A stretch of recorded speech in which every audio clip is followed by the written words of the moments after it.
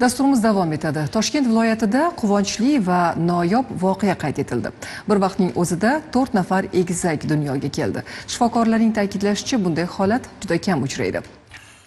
Chaqaloqlar Respublika perinatal markazida malakali shifokorlar nazorati ostida sog'lom holda dunyoga keldi. Muxbirimiz Sohiba Akromova ona va bolalar holidan xabar oldi.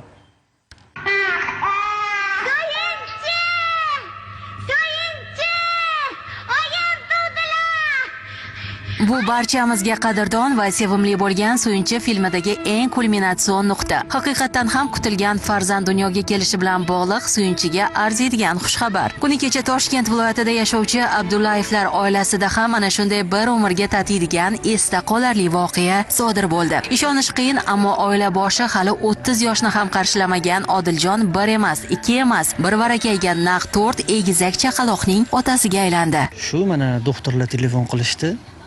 Keldim, uchrashdim, ko'rdim. Lekin bu вообще shok.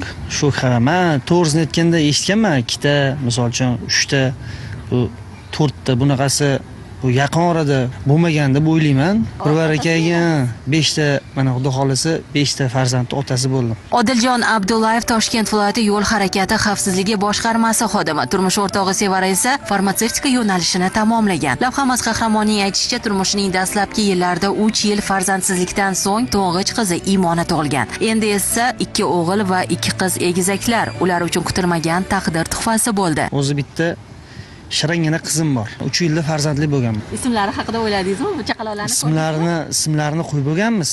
Yusuf, Yunus, Sadiya, Samiya deb qo'ydim. Bugun ijtimoiy tarmoqlarda keng tarqalayotgan xabarlarning kichik qahramonlari 4 egizak kuni kecha Respublika perinatal markazida dunyoga keldi. 28-kuni navbatchilik mobaynida 21:40 da ularda og'riqlari boshlanib qoldi. Biz ularni shoshilinch ravishda kesir amaliyotga o'tkazildi. 32 haftalik bo'lgani uchun bizda neonatal reanimatsiya bo'limiga bolachalar o'tkazildi va u yerda parvarish qilinyapti. Hozirda ayolning ahvoli ham, 4 tali bolaning ahvoli ham yaxshi. Agar ahvollari yaxshi bo'lsa, balki 20 kun yochar, balki undan kamroq bo'lishi ham mumkin. Chaqaloqlar patologiya bo'limiga o'tkazilishi mumkin. Keyingi etapga o'tib, keyin o'tdan uylariga ketishlari mumkin. Shifokorlarning aytishicha, 1412, 1466, 1624 va 1780 gramm og'irlikda tug'ilgan egizaklar hozirda qattiq nazorat ostida, xalqaro protokollar asosida parvarishlanmoqda. O'zida boshida biz anaqa borganimizda 3 ta deyishdi. Keyin o'sha skriningga borganimizda poliklinika jo'natganda respublikanskiga 4 ta deyishdi. Yanada anaqa shok bo'lib qoldik. Qarindoshlaringiz ham egizaklar bor.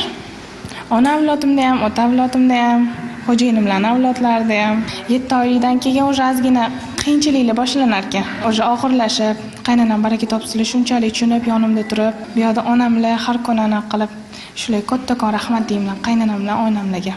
Bir oilada 4 egizakning dunyoga kelishi bu nafaqat oila baxti, balki butun jamiyat uchun ham Suyunchiga arziydigan xushxabar. Nima dedingiz? Xalqimizda yangi tug'ilgan go'daklarni begona ko'zlardan asrab avaylashadi. Xullas, biz ham egizaklarga yaxshi niyat bilan nazardan saqlasin deya xayrlashamiz. Sohiba Akromova, Farruh O'tbosarov, Abdulloh Sultonxo'jayev, Zamon informatsion tahliliy dasturi uchun.